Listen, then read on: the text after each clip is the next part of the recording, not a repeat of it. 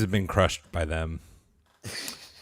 They used to be so cool, man. And like as a I think, kid, well, yeah, you see the movies, you see the movies and you think, oh, yeah, I'd be an FBI agent, I'd be a CIA agent, but really they're just creeps. yeah, super creeps, man. I was. Did you see there's an executive order that's been going around that Trump passed 2 years ago? And basically, if there's foreign interference, it triggers a whole bunch of stuff that needs to happen. Did you see that? I did not know. I was sharing that with my friend, and just the interesting thing about it is all these different departments are going to have to do reports based on the interference triggering from foreign interference. Mm-hmm. And all these departments are listed, but the CIA and the FBI are just left off the list. Oh, man. Like Trump's like, I'm not letting you anywhere near me anymore. Yeah, man, I wouldn't either. I can't blame him. Welcome to Reformgelical, where the Reformed and Evangelicals meet. My name is Matt Williams. I'm co-hosted by the great AD Robles. AD, how you doing today? I'm doing great. How are you, sir? I'm exhausted. I feel like I've been emotionally drained the last couple of weeks, but I'm not discouraged. I'm exhausted, but not discouraged. That's good. That's good. Somebody shared a Facebook post that quoted of something I said in a video about how despair is not a Christian message. And there was a lot of people who, were quoting various Bible verses where, especially in the Psalms, where David will say, "I'm in despair," or I've got anxiety," or whatever it is. And I think that the thing is like if you first of all, if you read those Psalms, typically that's how they start. But then by the end of it, it's like, but my hope is in Christ. You're my shield. You're my fortress. And so it's not like a hopeless kind of despair. And that's my point when we're talking about despairing and no despair and how despair is not a Christian message. That's not to say that Christians don't grieve, don't lament, don't despair at times. And so being emotionally drained, Matt, like you just said, that's legitimate. There's nothing wrong about that. But if you were in a situation where it's like, you start to turn inward on yourself and it's just like, woe is me, and nothing can ever say, like, obviously that's something that you need to check your heart on, because that's not okay for a Christian to be that way, because we have a good God. And if you're in a despair situation where it's like almost hopeless, that's a denial of God's goodness. And so we need to reject that kind of despair. So we can have a book of Lamentations, but it's not a Lamentations book that has no hope. Amen. Yeah. We're walking through the valley. We're not setting up homes in it. That's right. And even in the New Testament, it talks about how we grieve, but not like the pagans, because they have no hope. Yeah. And I have to say, there is such a clear contrast being made between the pagans and Christians, at least the biblical Christian worldview. And I'm just so thankful more than ever to have great Christian community, great Christian brothers to be around, because, man, there's a lot of despair out there. And there's a lot of hope in those that are, passionately seeking Jesus, or that are committed to seeking and walking with him and living lives to honor him. And it's encouraging. And I don't know how people do it without it, quite honestly. Well, I'll tell you, I mean, I've thought a little bit about this as well, because, you think about how violent a lot of like progressive leftists are. They'll riot in the streets, they'll beat you up, they'll do that kind of stuff. And I'm not saying that people on the right, conservatives, don't do that stuff. It happens, but it's more associated with the left. It's more associated with socialists and things of that nature. Mm-hmm. And I think the reason is, when you think about it, is that they're unbelievers are constantly in a state of despair, because there's really nothing they can do. They're gonna sleep with the fishes. Their bodies are gonna be eaten by worms, and there's nothing they can do about that. And there's nothing after that. And so they need to get it here and now. They need to get it now, and they need to do it by any means necessary. So when you're a pagan, violence can sometimes make perfect sense, because there's nothing to look forward to. There's no afterlife. There's no higher power that you need to, consider when you're going to do something. So you either get it now or you don't get it. Right. And so it's like that, when you're thinking about having no despair, it's like, okay, so the pagans will lie, cheat, and steal and kill to get whatever they want. But you can't play with them in that game, because you almost have to be meaner than the devil at that point. And you can't do that. And we don't have despair. We actually do have something to look forward to. And so we play by God's rules. And, sometimes we can almost like envy the pagans sometimes. In fact, in the Psalms, it says, it says don't envy the pagans when they're like having a good time and, you know, partying with the money that they stole and stuff like that, because they're on the verge of destruction and you're not, even if you don't have as much as they do. So it's like despair can work itself out in a variety of different ways. When I look at those riots and stuff, I see just despair that's all over the place. It's just despair. Yeah. And anyway, but I don't know why I got sidetracked on that, No, but that's good. something I've been thinking a lot about. I think that's definitely needed in this time. And it's, when you think about it, these pagans, how could you not despair? Like you said, like the end is this for the same for them. They're worms. They become dirt. And if this is all you have, that's a pretty pitiful life. Pitiful. Yeah, pitiful. So you steal the election, and what? You get not a single more year added to your life. You're still miserable.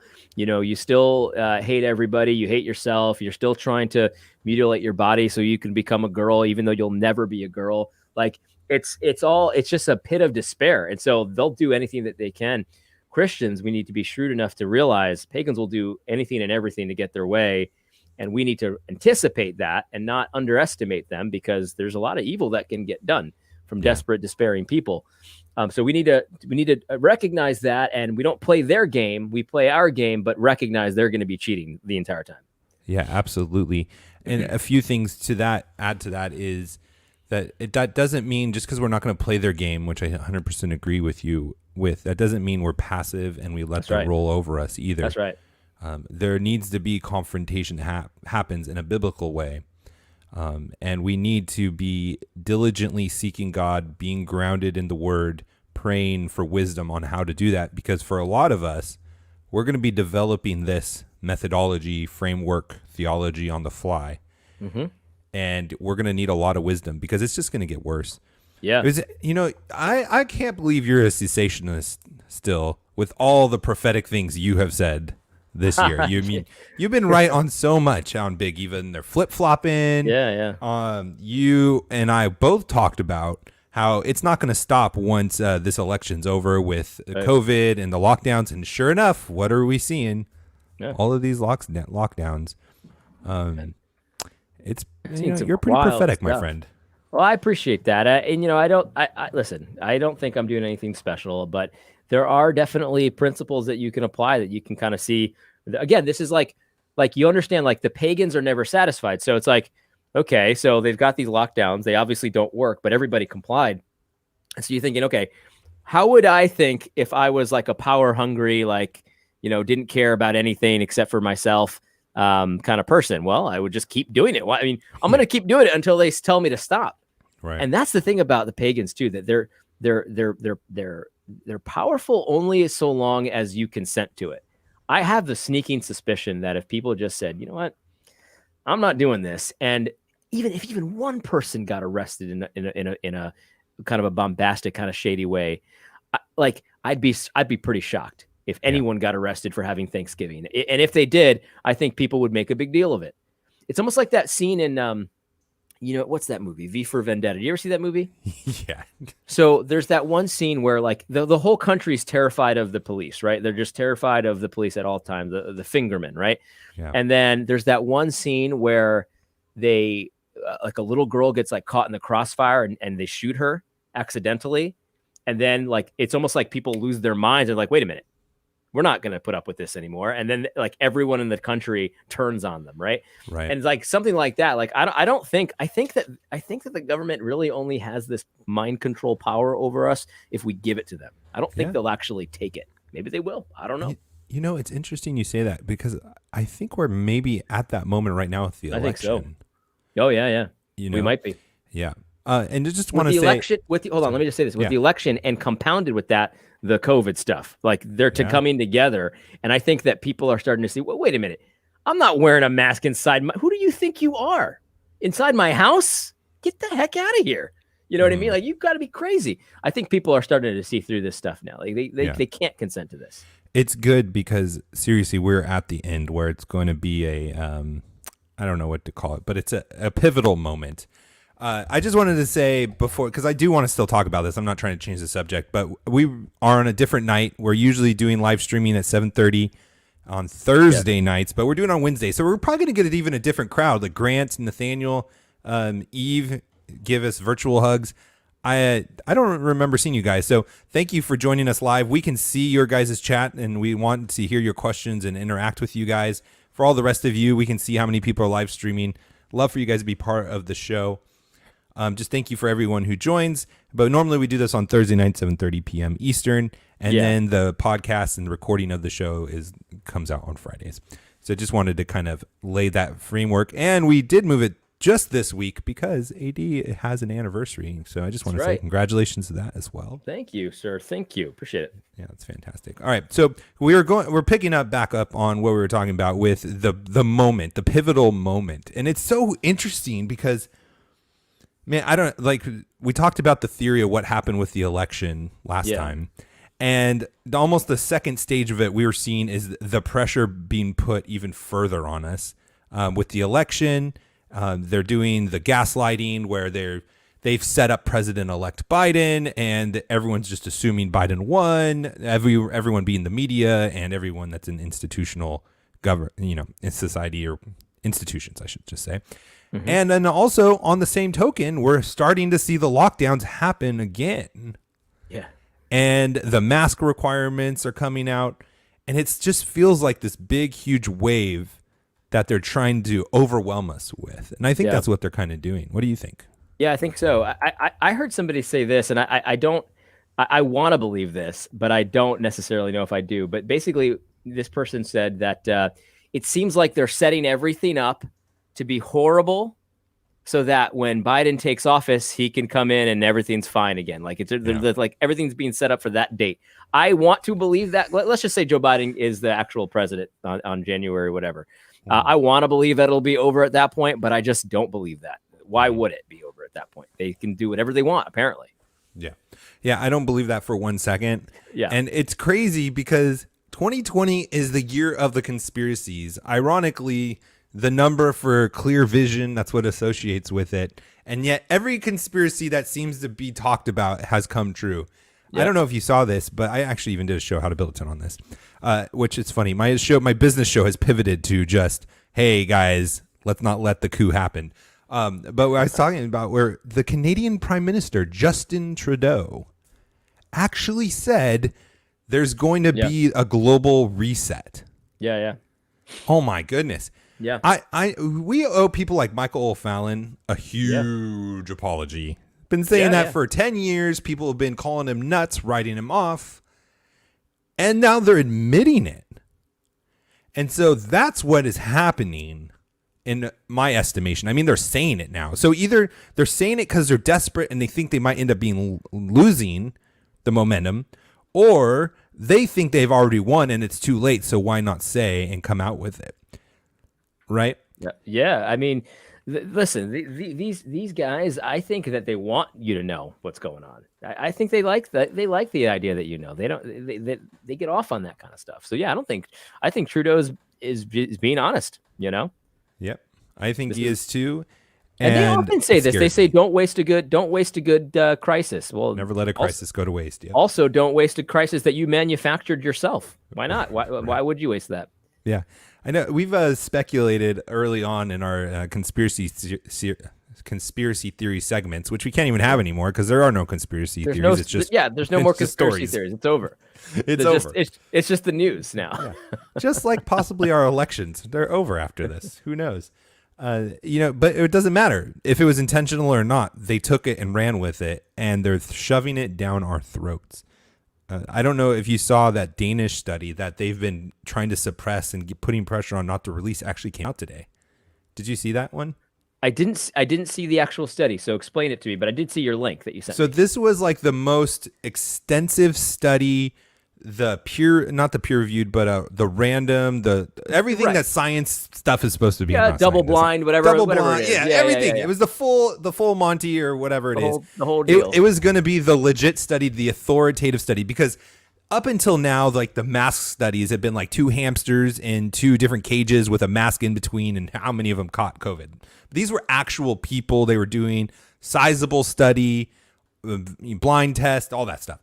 And the difference between no mask and mask wearers who caught COVID was 0.3%. People without masks caught it 0.3% more, which from what they were saying in the report is statistically irrelevant. It could have been Right. chance, Right. whatever. It could be random variables. Sure. And it was so obvious that the masks don't work that they were trying to suppress it from happening. And yet we're seeing all of the states putting down the lockdowns and having us wear masks inside, canceling Thanksgiving. Yeah. And they're just trying to make us submit, basically. That is what it is. I mean, it's just, again, I just have to ask, like, who in the world do you think you are? Like, do you see that man who dresses in women's clothing? He's the health. Your new sheriff, right? No.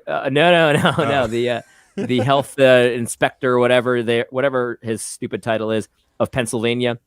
Anyway, so he's introducing new whatever mandates, whatever it is, and there's the newest one they have is, if there's people inside your house that don't live there, even if they're family members, you have to wear a mask inside the house. I'm like, right. You don't own, this is my castle. You don't own this. I could do whatever the freak I want to do in my own house as long as I'm not breaking the law, and that's not a real law. So come and get me, but I'm not doing it. Right. Nobody's wearing a mask in my house unless there's a good reason, like I'm cleaning out the gutters, or not gutters, the attic or something. You know what I mean? Right. This is ridiculous. And you see this guy, he's sitting there and he's wearing women's clothing. He's got long hair on, and he's a dude. He looks like a dude. He's got an Adam's apple. He looks like a dude, right? And it's like, you're telling me about what the science says? You're a transvestite. Right. You're not a girl. You'll never be a girl. And I don't care how much you try, you're never going to be a girl. You need to repent in sackcloth and ashes for a while, instead of telling me what I need to do because the science says so, dude.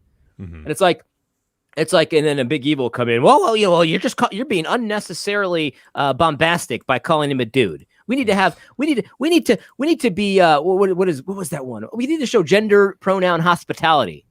Get a freaking life, dude. This dude's over here telling me what the science says. He's dressed like a girl. I'm not listening to him. He doesn't have the authority to do that. And by the way, I'm going to talk like this more often, where it's just like, I'm just straight up like, we can't play into their fantasy for 1 second. You don't have the authority. Come and get me if you want to. Yeah. And, we're going to just have to decide in our own minds that that's the mindset that we have to have. We're going to continue our lives. We're not going to submit to this authority. Right. We're not going to submit to the Marxist burqas, which is what I call the face mask. We're not going to be isolated from our families, from our churches. We're not going to stop worshiping God, and you're going to have to come get us and then be prepared for the consequences of that. That's where we're at. It's not where we're going to be soon. It's where we're at now. And as Christians, we need to just accept that that's where we're at. I mean, that's right. Man, just even thinking back about the Washington, D.C. protest. And I'm just on a side note, I saw some people ask me where the link to the study is. For those of you who are listening after the live recording, I have it on my social media, or you can Google it. And then I just put it in the chat for everybody.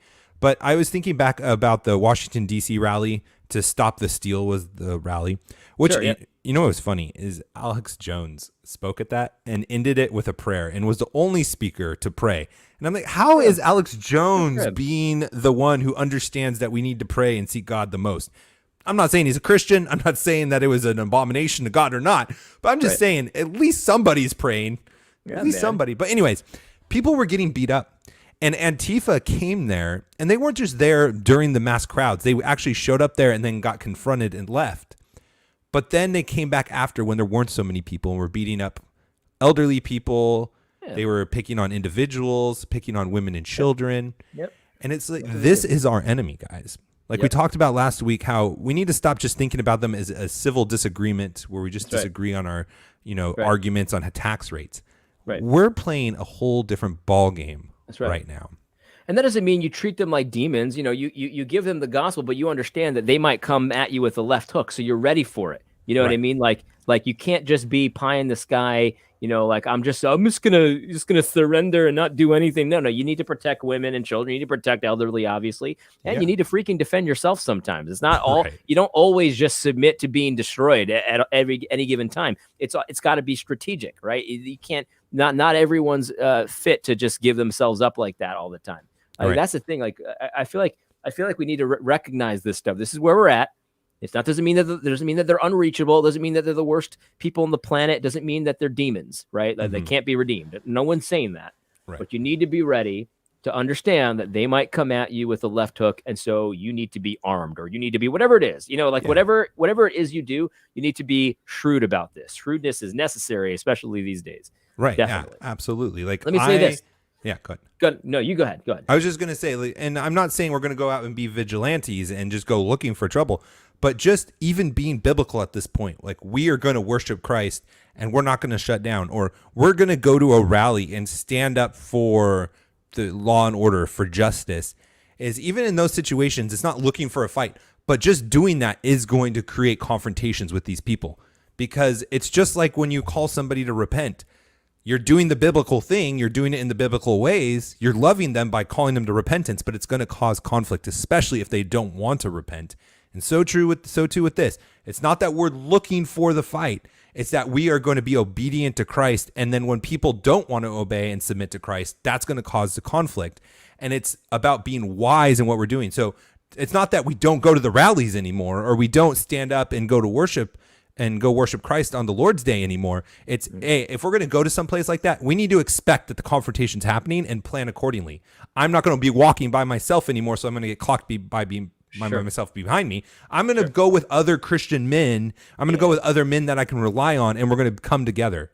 So that's right. What the kinds of things that we need to be prepared for, in my opinion.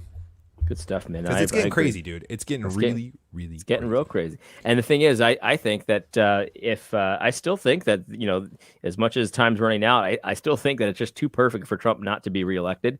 But if he is, though, we got to understand that comes at a price. And, you don't negotiate with terrorists, obviously, so this shouldn't be a consideration. But at the end of the day, when he does win, we need to get ready for it to get really crazy. Really crazy, really fast. So hopefully we're ready for that. I don't know. Maybe he won't win, and things will be a little bit calmer for a time anyway. But who knows, man? Who knows? Yeah, I disagree. I think it's going to get crazy no matter what. I just think it's going to be different. Yeah, that's right. I think that it's going to get crazy when Trump wins. There's going to be the riots like we saw before, and the cities that are not going to confront anyone. It's going to get worse. Yep. And, maybe even in places where states have been pretty good with showing force and keeping the rioters and looters away, maybe we'll see some more confrontations there. If Biden wins, again, the goal is not just to get us to do what they want. It's complete submission. That's right. And so it's going to be worse. It's just going to be from the government more than just the Antifa. Antifa doesn't need to exist if Joe Biden wins. That's the scary thing, because that's going to be the feds. That's going to be the police. It's similar to what I'm saying about the coronavirus thing. Like, I'd like to think that it'd be over if Biden wins, but why would it? No. And so it's the same thing with the Antifa stuff. It might just embolden them. Well, this is working. You know what I mean? We're doing it right. I mean, they've already, been these cancel culture folks. They've already, threatened certain counties and stuff like that, and got them to change their opinion. Well, why wouldn't they just keep doing it if it keeps working? Mm-hmm. Yeah, absolutely. And that's, again, the point of submission isn't the end goal. Right. It's they are going to take that submission and go to the extreme to where you're completely submitted. And that's why we're starting to see it's not just enough that you wear face masks in person or in the public, or where you can't be social distancing. Now you have to wear face masks at your home. Now you are no longer going to church. They are trying to look to get you to submit in every portion of your life. And that goes back to, again, our battle is not flesh and blood primarily. The battles are there. They manifest themselves there. But the battle is between Jesus is Lord over all and the people that don't want that to be true. And so they're going to try to be Lord over all. Yep, that's right. Which means a battle's going to happen in every single place. So don't just think, we'll just give in. It's just a mask. It's just another lockdown, which doesn't even make sense. It's just social distancing. It's just a holiday. It's not just anything. That's just us rationalizing a way so we don't have to have any conflict in our lives and make any sacrifices. And it doesn't end well when there's good men not willing to make sacrifices and do what is right. History does not look kindly upon us. So we really need to start figuring this out and resolving in ourselves to fight, because that's where we're at. That's where we're at, sir. But, there's no despair here, buddy. No No despair at all. Especially because no matter the trickery that they have, Christ wins. He's still the maker, the author, and the finisher. And we know how the story ends. It's just, let's be faithful and let God use us, and let's bring him glory through it. No despair. No despair. Absolutely. So let's just talk about some funny things. Ballots. New ballots have shown, and this was just breaking minutes before we came on the air. And I love talking about things minutes before, so we have really no reason to prepare whatsoever. But this is great. So I'm sure a lot of you have been following. I mean, a majority of the country believes that this whole election is a scam. But look at, there's this one race that's happening in Virginia. Ballots found on a flash drive. They keep finding these. A Democrat, Spainberger, surges ahead. She got just enough votes in this found flash drive to put her ahead. And guess what? She's a former CIA officer. It says official, but I'm pretty sure they meant to say CIA officer. Who was part of the 2018 blue wave that gave Democrats control of the House. Her victory into the GOP stronghold on the state's 7th congressional district seat. Her challenger this year is Republican Nick Freitas. So it just happens to put her over the top. I mean, this is a dead heat race if you guys are watching. Scrolling through the article for those of you listening. I was looking for it. Oh, they gave the percentages. It's crazy. And it just happens to be every single one of these where every single one, I have not seen one yet, where it's found, it's a tight race, and it puts a Republican ahead. Every single time it's been a Democrat. Yeah. Well, here's something that I think we all ought to consider. This kind of thing has kind of happened in other elections in like previous years for Republicans. In fact, I saw a testimony from the Bush years, like I think it was the first George W. Bush win. Mm-hmm. And it was a guy in Ohio. He was a software programmer. And he said, this is just testimony. I know this is allegedly. Uh-huh. He said that he was contracted by a group to write a software for voting that would let them play with like 1% or so. So it would make it 51 to 40 or 49 or something like that. And it was in favor of the Republicans at that time. Mm-hmm. And so I'm wondering, this is just a wild conspiracy theory, guys, so don't get mad at me. But I'm wondering about all these Republicans that are like, no, Joe Biden is the president-elect. I wonder if in the back of their mind, they're not thinking, yeah, but we might need to use this software one time too. So like, let's not get crazy here with this pushback. You know what I mean? Right. I'm wondering because it has happened in previous elections, just not this one.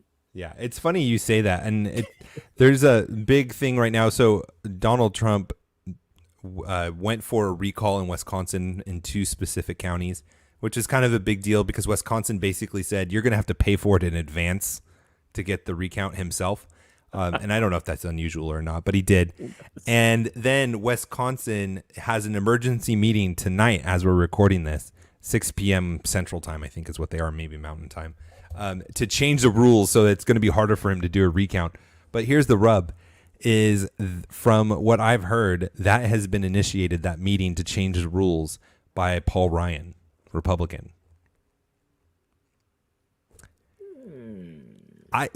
This isn't a partisan thing, and I don't know if we've talked about this before, but this battle is really not between Republicans and Democrats, guys. This is between the statists, the totalitarians, that's right, and the crazy Trumps. I don't even know what to call the crazy Trumps, but the Trumps that aren't just going along with it. That's right. If you notice, like, and I hesitate to go too far down this because I don't want to be tricked by these goons anymore. But like, you notice, like, all the old school people, the Bushes, the Clintons, the Obamas, they all had bad rhetoric for each other at the time, but now they're all friends, and now they love each other and they hang out, and they're all against Trump.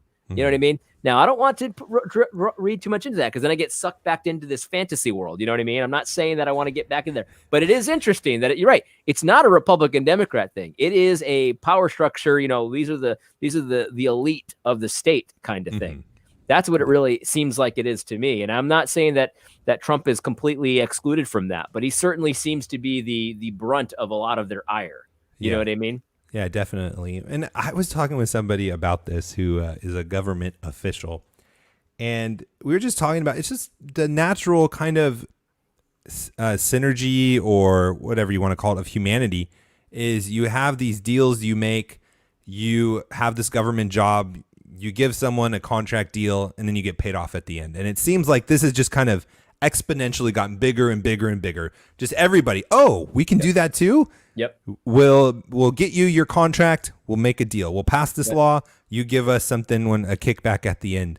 And then Trump comes in, and from everything I've seen, I believe he actually really wants to do what's best for the country. And he comes in and he says something like, we're paying $3 billion for Air Force One? No, we're going to cut that in half. And everyone's all, what? And it throws off the whole system that is, this whole thing that in every institution of the government, that's just how it's been played because everyone wants their cut. Yeah, and he's not getting his cut. And then it starts throwing everything off balance and they don't get their cuts anymore after they've made these deals. And doesn't make them happy. Right. And some of this stuff, like there's that, right? Like that seems like a pretty, pretty large size cut. And then some of this stuff is like, all right, well, we're going to still have a troop presence in wherever, Afghanistan, wherever it is. And he's like, but we're just going to scale it back and we're not going to increase it. And then they lose their minds. They're like, well, no, because that's a gravy train, those defense, that's a gravy train. So he's like, all he says is, this is very mild. He's like, we can still stay there bombing the daylights out of them, but I'm just not going to ratchet it up. And they get all furious. And it's, you know what I mean? And so, you're right. It's like, you're so right about that gravy train. You upset the gravy train at all. You look for budget cuts where you're not supposed to be looking for budget cuts, and people get all upset because they've got favors to give to their friends and their people that gave them money for their campaigns and stuff. And so, what do you mean talking about budget cuts? What are you talking about? Yeah, exactly right. And that's a Republican and Democrat thing. I'm not saying that's just the evil Democrats. The Republicans do it just as much. And that's why we see a lot of these Republicans do not like Trump whatsoever.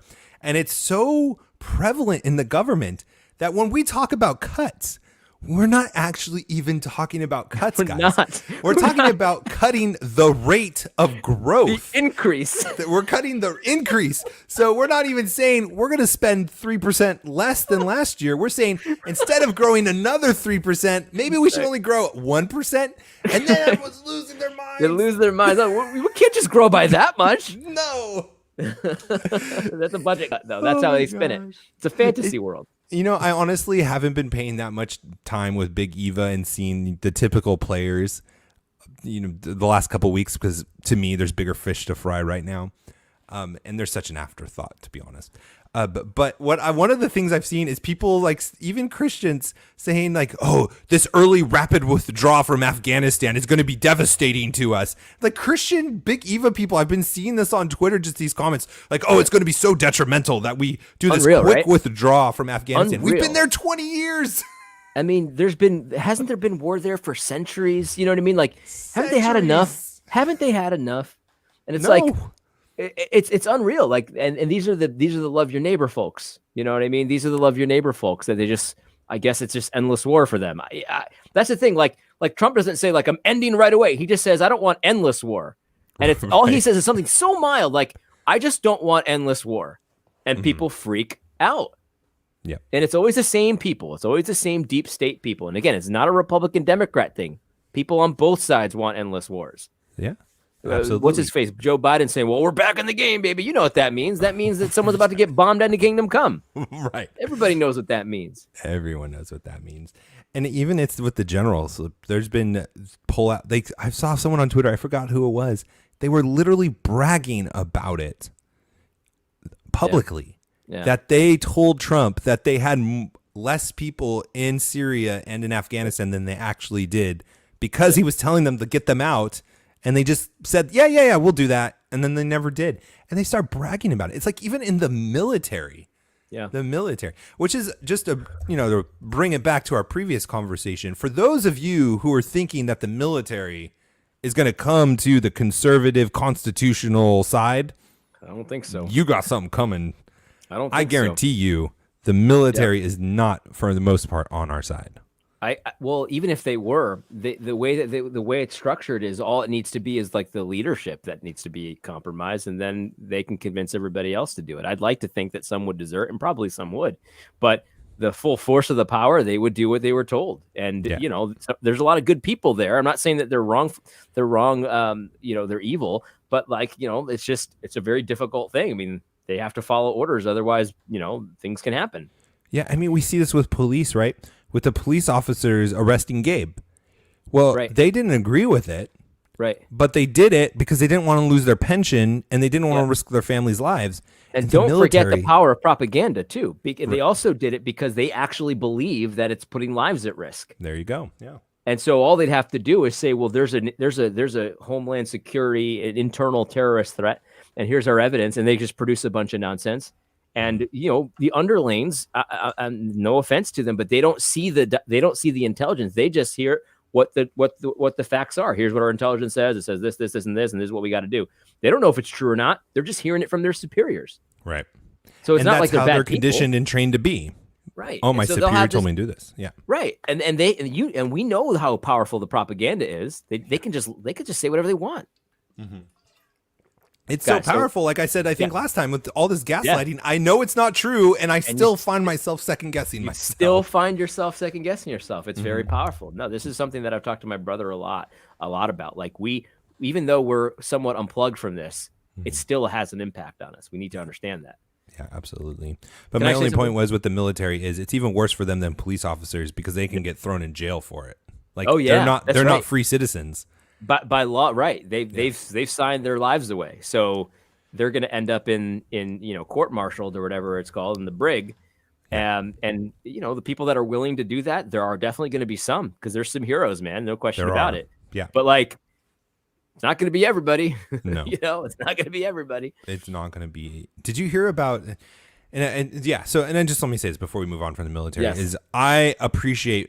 I mean, I married into a military family and I have tons of military friends and I know that there's a lot of good people that will stand up and fight.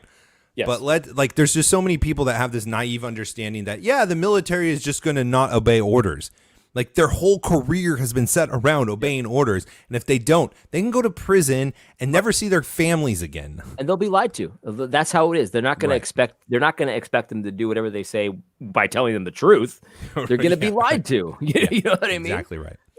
Exactly right. And so, all right, I gotta stop you though. Okay. But no, you finish this thought, and then I want to change. No, you go because I'm transitioning. Well, let me transition into something because I'm going to toot my own horn a little bit here. We're talking about let's go to my thing then. No, I'm just kidding. We're talking about how prophetic I've been. Yeah. I don't know, Matt, if you saw this episode, but I said that Big Eva would make a attempt to get you to stop using social media because it's so effective against them. Mm-hmm. I did not see that episode. Okay. But we've been talking about it for a couple months. We've talked about it, I think, on here. Yep. Mm-hmm. And I think we maybe have talked about it maybe in person as well. Yep. And that's going to be the big thing because they're getting their teeth kicked in on social media. And so it's going to turn into social media is bad. Social media is a horrible, evil thing and stuff like that. Well, apparently, here's a quotation from Al Mohler. Oh, gosh. He's first of all, he's denying any liberal drift whatsoever. He says that's preposterous. It's not even worth considering. Then he says this. He says a lot. He says, okay. He's talking about Twitter and how it's bad. And then he says, the questions aren't arising. He's talking about how it's like Southern Baptists are better in person than they are on Twitter. So he's saying that Twitter makes people bad, but when you get to know people, like they're good. Yeah. And so then he says, a lot of this has been horribly exacerbated in a toxic political environment of which the SBC is simply not immune. And so Southern Baptists need to get off Twitter in terms of trying to carry on this conversation and get in the room together. And there's really not going to be any rescue of the SBC or any positive future of the SBC unless that happens. These conversations cannot be healthily carried out on Twitter or on social media. These conversations are going to require serious engagement, but I can promise you that the leadership of the SBC is absolutely determined that the SBC not become lost to or infected by any ideology that would be subversive of biblical truth. Now, let me make an offer, Al Mohler, because I know you have your little cronies watch all kinds of content just so you can keep tabs on what people are saying. I've got an offer for you. How about you do that? You have an in-person conversation with someone who will actually hold your feet to the fire, who actually won't let you get away with nonsense. I have a few suggestions, but don't gotta ask me. I'm a lunatic on YouTube. Let's have a conversation in person, in the flesh, where Southern Baptists are actually really good, and let's record it and put it out there for everyone to see. And if you do that, I will take a 3-week Twitter break. That's my offer. What do you think about that? I'm thinking about getting off Twitter anyway. That's a good offer. I would definitely record it yourself though, because you might get another double recording. Double recording, yeah. What was that one podcast that decided that you weren't defend and confirm, defend and cancel, defend and cancel? Yeah. Did I tell you they the way that they were telling people that the reason why was because maybe it was for my best interest that they didn't put it out? Nuh-uh. They tried to spin it that way. Yeah. That's I don't know. Gross. I don't know, man. That's so gross, I mean, maybe I made a fool of myself. I don't have the evidence. I don't have the video, you know? Yeah. I guarantee it wasn't any more foolish than we are on this show. I guarantee that for a fact. Right. Yeah, I mean, listen, I don't say things that I don't mean. So like, whatever. Yeah. And it's kind of condescending too. It's like, we know better than he does about what he's saying. He doesn't really know really the danger that he's in. I have not even a single ounce of reservation of saying that very soon, maybe even in the next year, a lot of people, maybe even including them, are going to be like, yeah, you got to excommunicate Democrats. 80 was right. You know what I mean? Like, I think that's coming. It's coming. A lot of people are going to see the light soon. Maybe, I don't know. Maybe I'm just a little more cynical than you, man. I know you're a little more squished than I am, but how do you realize that now, like, or later and not now? That's a good point. That's a good point, because they're as bad as they could possibly be then. What could be worse? Are they going to kill more children? I guess they'll start killing toddlers. I don't know. What does it take? What's it going to take? Right. Well, I mean, Joe Biden's transition teams, the guy who's in charge of whatever health and stuff, said that after 75, there's no use for you anymore. Maybe that's it. They're like closing in on both sides until like only 30-year-olds are going to be around. They're going to be like, yeah, that's right. That's right. You get incubated in a government incubator until you're like 12. Then you go to work, and then when you're about 30, that's when they off you. Yeah, exactly. Because, I mean, you're no more contribution. You're not a contribution to society anymore. This is like, we kind of like say this in equivalence to abortion, but it's getting eerily very parallel-ish to the Nazis and their plans, right? Like when we're starting to talk about, 75 elders, Down syndrome, genetic diseases, let's just get rid of them. They're really not a contribution to a society. I don't mean to be laughing, but you're telling me this, and this is good stuff what you're saying. You're right. These people are sick. Yeah. But that's, by the way, that's not where he stops when it comes to Twitter. Let's go back to Al Mohler for a second. Okay. So sorry about this. I'm so sorry to interrupt you. It's so no. unprofessional. Al Mohler gets the stage. He went in on Twitter. Can you imagine doing that? I was so right about these goons, man. They're losing the battle on Twitter, and so what they're gonna say is, get off of it. It's not real. They're gonna say that's the fantasy. Yeah. He says this, and by the way, he might be talking about you and me. He says, and by the way, many of these issues being raised are at least being shouted on Twitter by people who aren't even Southern Baptists. And he says, if Southern Baptists are going to look to Twitter as the barometer of who we are as people, then we're doomed. Because there's not even any assurance that this Twitter account is a real person. So he's implying, first of all, he's saying that guys like you and me, like, we must hate the Southern Baptist Convention because there's no reason for us to be talking about the Southern Baptist Convention. We're not even Southern Baptists. Yeah. And then he's strongly implying that there are Twitter bots out there speaking nonsense against this. This sounds like Russia collusion.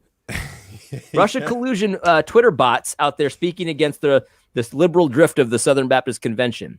This is how whacked out he is. He thinks that there are Twitter bots, not even real people, That's tweeting crazy. about the Southern Baptist Convention. This guy has lost his mind. This is, if I've ever seen hey, I'm retreating. This is all full-scale retreat. This is it right here. Yeah, he's absolutely. retreating. And it's almost on the verge where Joe Carter needs to write an article about his conspiracy theories. I mean, bots, not real people. They're not real people. That's what he's saying. That seems kind of on the fringe. There's not even any assurance that this Twitter account is a real person. But when you get in the room, the right things tend to happen. What he's saying is, well, I'll do the Jedi mind trick on you when I get you alone. Oh, man. And then, we'll have the phone call and I'll say, well, and then you're going to be like, oh, everything's fine. Nope. This is a signal. If there's ever been a signal that's easy. It's easy to interpret. It's this one. This means more Twitter action, more social media, more exposés, more everything. The whole thing. We're winning. They're losing. They know it. And so they're trying to change the rules of the game. No, you started your Twitter account before I did. I can guarantee it. Yeah, absolutely. You know, people tell us like all the time, like Mueller is such a great politician. He has such a great way with words, and he's so sly. And it's to us, maybe it's because we're not in the SBC. It's so obvious what he is doing. Obvious, it's terrible. But and I guarantee he would never meet with us because we're not company men, and we're not going to ever be bought out. And so it's just they're going to look terrible for them. They would never do that. Oh, this is amazing. It is amazing. Sorry to interrupt you, man, but I thought that was you're too good. And let me just add to it because you're nicer than I am. You would actually want to meet with these people. I really have no desire to meet with them whatsoever. Maybe if they did the invitation, it would. You misheard me. I don't want to meet with them. I just said somebody needs to meet with them. Oh. Yeah, there would be no value. There would be no value in me meeting with them. None whatsoever. I'm not interested in it. They're not interested in it. There'd be no value in it. Yeah, I was saying someone else that's a stakeholder, someone that'll actually that's maybe in the SBC or maybe not, but will actually hold his feet to the fire. That's not going to be me because at the end of the day, I listen. I came in late to this whole game. I'm a new Christian. I'm not one of these guys that like knew Al Mohler when he was awesome. Like I knew Al Mohler kind of just only through James White, you know what I mean? And I heard he was good. And then I listened to him and he was okay. And then, he started being horrible. Man, so if I was you, I would stop listening to people vouching for others because there's not been a good record of late. It really hasn't been. It really hasn't been. It's okay though, man. It's all good. It's all good. It'd be nice if Tom Askell would be that person because he does win in social media. He's killing it. I mean, the Founders Ministry is growing like crazy. Yeah, he doesn't seem to be having these problems with Twitter like Al Mohler does. Yeah, maybe it's not Twitter after all.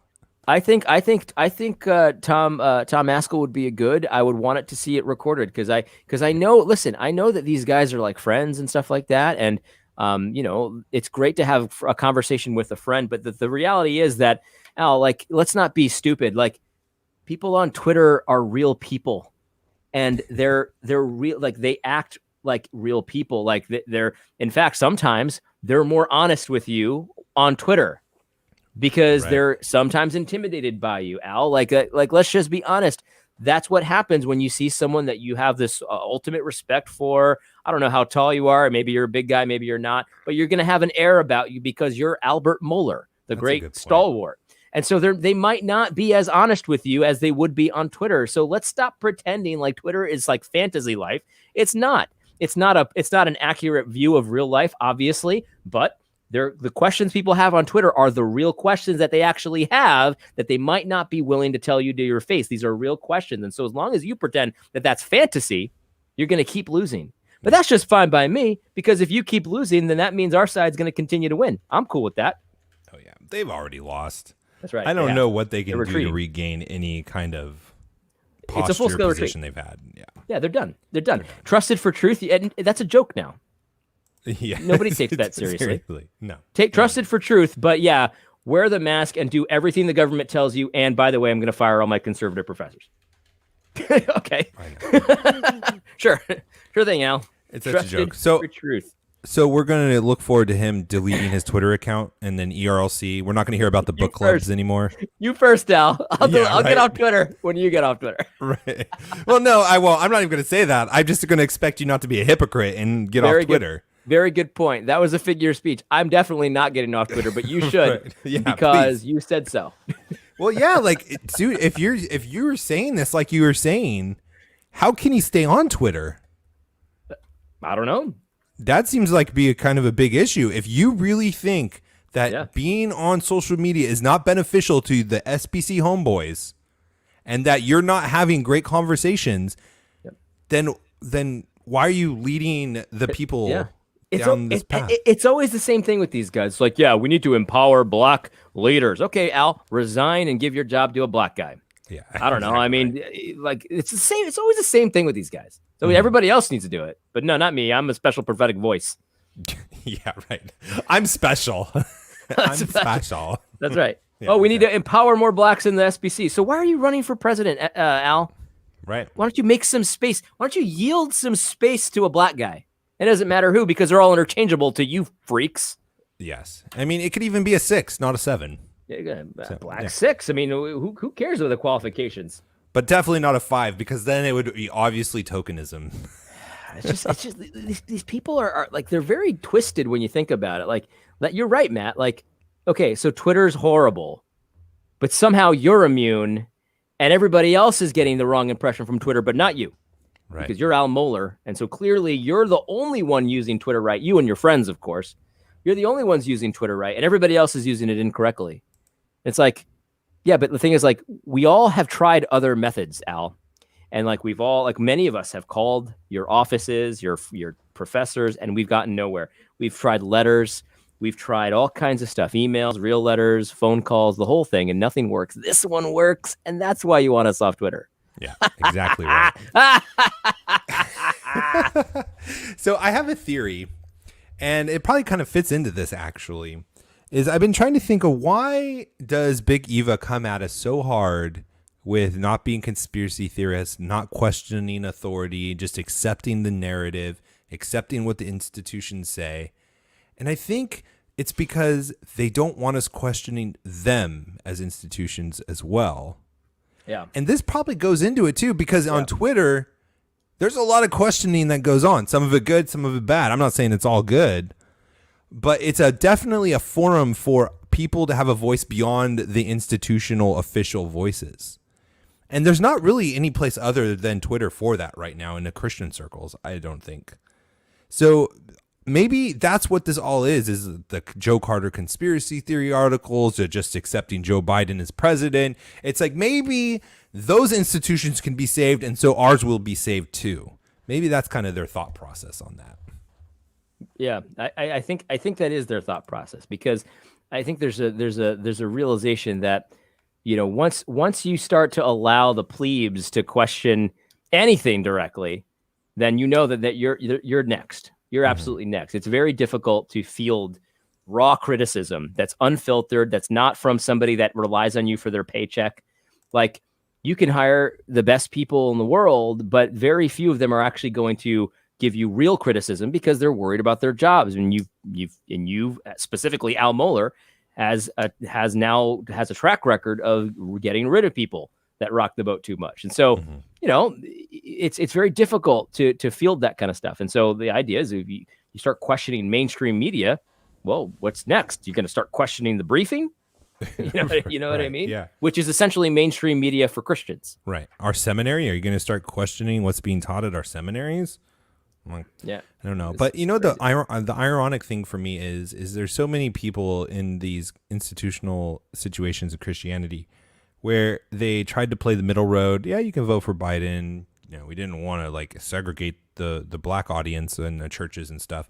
And for whatever other reasons they were trying to vote for Biden. I mean, maybe they're just pure evil and don't, you know, make excuses for voting for Democrats. But I think that they don't see that if Biden really does win this, it's going to be all over for them. And I think we talked about this last week offline, but the state church is coming, and you're either going to have to deny Christ or you're going to be canceled by the state.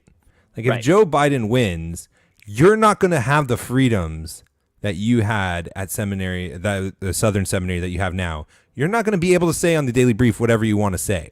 You don't believe us? Well, look at how Twitter has just been completely censoring everybody. Facebook, MailChimp has said they're not going to use people's services anymore. WordPress decided they're not going to be a host for just conservatives. What do you think they're going to do for people that actually believe anything in the Bible anymore? Do you really think you're going to escape this just being the company man, being the person that's going to be the moderate? They're coming for you, man, and you're not going to survive. You're not going to survive at all. I got nothing to add. It's just, you're exactly right. You're exactly right. It's not the time for assuming like everything's going to be just fine. You know what I mean? Like, not preparing. This is a time for preparing. All right, we got a question here. They asked this question. Dario asked this question last week, said it was too late. He's a student in his early 20s. My family is turning woke. What should I do?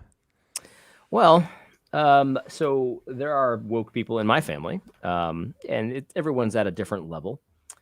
And so, you know, being woke is not like the end of the world, as long as you're like, as long as it's not like taking over your life. Like somebody can be a little bit woke and it's not the end of the world.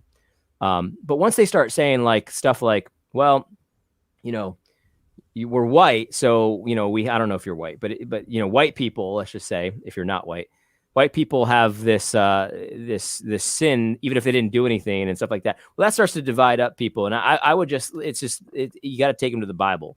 You got to show this stuff in the scriptures. You got to be able to have conversations with them that we both agree we're under God's authority here, and if whatever this says, we have to do. And you take them to the place where it says you can't show partiality, the rich or the poor.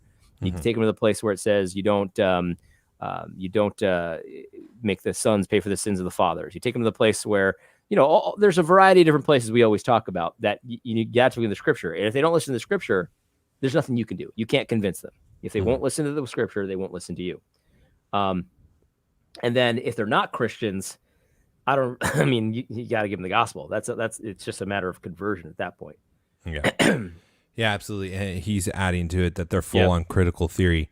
So what are they doing? Like when you say they're woke, they're full on critical theory. What's besides the fact that they're believing something wrong, which is a problem in itself, what else are they doing? You know what I mean? Because if they're not really doing much, but they just believe something wrong, then, you know, conversations are enough, and you know, you're praying for them and stuff like that. But like if they're actively doing, like if they're joining the Antifa mob because of critical theory or something like that, then there's obviously that's different. Right. Or voting Democrat. Or voting Democrat, because that's something that you need to, as Christians, we need to talk about. Mm-hmm. Yeah, absolutely. And, you know, honestly, like, I think if they are not actively doing sinful things, I think we treat this just like any other kind of sinful thing, to be honest, or just a misconception about Scripture. If it's like a sinful act that they're doing, then we take them through church discipline. And the first steps, like we've talked about before, is not like this confrontational, bring them in front of people and flog them, but it's having conversations and talking about them in a very winsome way, walking them through Scripture, like you said. And if they're not doing those kinds of things, if they are just like what you're saying, then maybe it's just something good to do in general, even if they aren't having critical race theory positions or whatnot, is seriously just praying together and reading the word together. That's right. Letting the word purify you. You think about the verse where it says the husbands are supposed to wash and purify their wives in the word.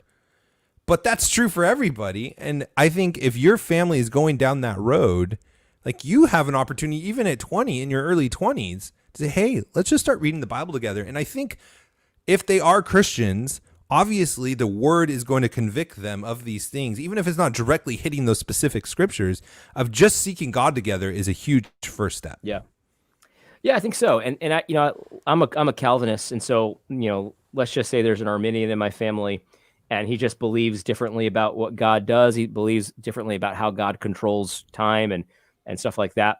I'll talk to him about it, you know, we'll have conversations, and it'll be fine. But let's just say he also starts to teach my kids that, you know, God's not really in control of some of this stuff, and, like, you know, bad things happen and God makes good out of it, but he's not really in control of it. And he starts to teach my kids about that. Then we're going to have to set some ground rules. Like, look, you know, you can be a Arminian, but you can't teach my kids that stuff. And, like, the same thing with my family. Like, if somebody in my family was teaching my kids that they were victims because they were Puerto Ricans, that would be a big problem for me. So I'd have to confront that and nip that in the bud right away.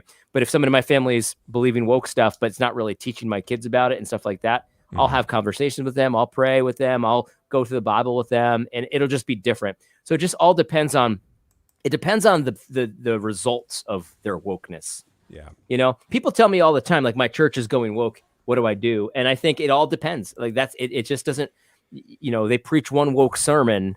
Okay, well, maybe you have a conversation with the pastor. If they start going all out and start telling you to go to the Black Lives Matter rally, okay, that might be something that you might need to take some drastic action. You know what I mean? They start telling your son, and you're Black, that he's a perpetual victim and stuff like that. Well, that might take one of those situations where you nip that in the bud right away. Pastor, I'm not going to tolerate this. My son is not a victim. Don't put that voodoo on him. Right. And hopefully he snaps in a respectful way. You say that. And hopefully he snaps out of it. But if he doesn't, then that might take more drastic. It all depends on what they're doing. Yeah, right. I mean, there's not one boilerplate response to all this. But, you know, what you're saying here, I think, is worth mentioning beyond just critical race theory is fathers and mothers, actively be protecting your kids from heresy, from false doctrines.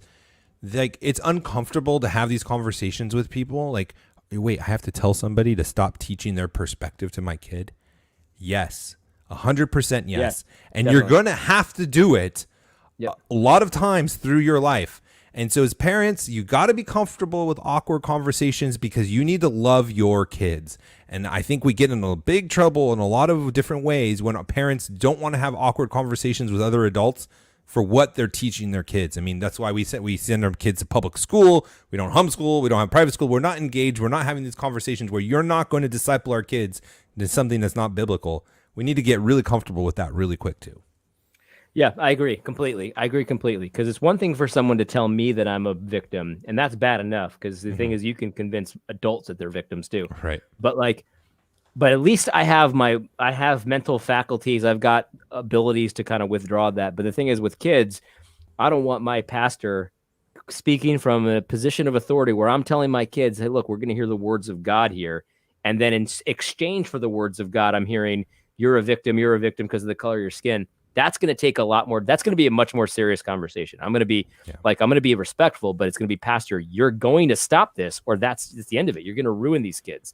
Are you going to stop this, or I have to leave because you're going to destroy my children? And so it's like, that's different than someone saying, well, there's institutional racism out there and Christians ought to be aware of it. That's going to be a much softer conversation with me and him because it's not an immediate threat to my children. You know what I mean? Absolutely.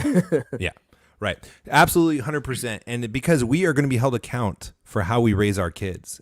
And if we let our kids just be indoctrinated and have this stuff just blended into their learning and their mindset, we're going to be held accountable for that someday. And so I'd rather have those awkward conversations with the people teaching them and telling them no than the awkward conversation I'm going to have with God of, why did you let my kids learn this? Why did you let your kids be taught this? So just something to think about. All right, guys. Thank you. This was a great show. Great questions. Appreciate it. Thank you for everyone who supports us on Patreon, patreon.com/Reformgelical. The show comes out Fridays and podcasts everywhere. YouTube, you can subscribe. We live stream usually on Thursday, 7:30 p.m. Eastern time. We'll talk to you next week. God bless.